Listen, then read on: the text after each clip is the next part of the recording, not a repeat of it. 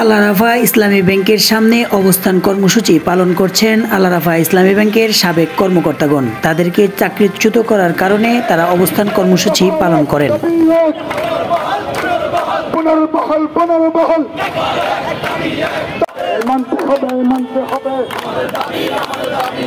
দাবি আদায়ে তাদের বিক্ষোভ এবং মিছিল চলছেই।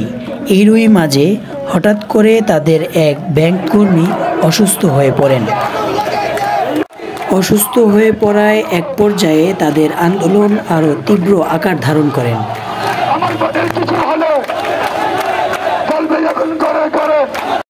এক পর্যায়ে সহকর্মীরা হৃদয় ভাঙা কান্নায় জড়িয়ে পড়েন এবং তাদের আন্দোলন আরও তীব্র আকার ধারণ করেন।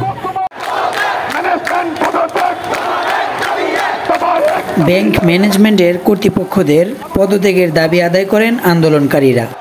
তাদের দাবি না মানা পর্যন্ত তারা ঘরে ফিরে যাবেন না বলে জানান দর্শক 24-কে আন্দোলনকারী কর্মকর্তাগণ।